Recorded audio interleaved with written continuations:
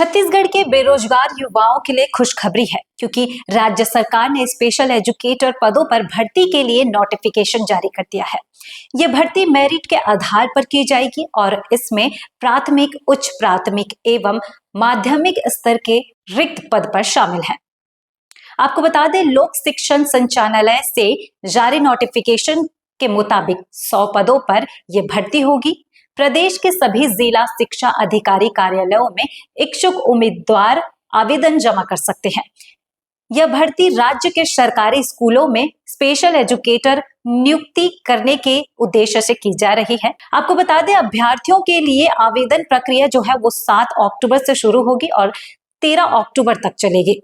उम्मीदवार आवेदन डाक के माध्यम से या व्यक्तिगत रूप से जिला शिक्षा अधिकारी कार्यालय जाकर जमा कर सकते हैं।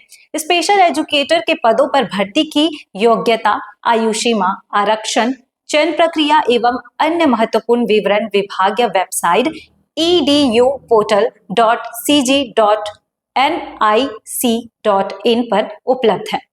ये जानकारी आपको कैसे लगी कमेंट पे जरूर बताइएगा और कौन कौन अप्लाई कर रहा है ये भी कमेंट पे जरूर बताइएगा। ऐसे ही अपडेट्स के लिए जुड़े रहे सीजी भास्कर के साथ। एंड वीडियो अच्छी लगी हो तो लाइक करें और हमारे चैनल सीजी भास्कर को फॉलो एंड सब्सक्राइब करना ना भूलें।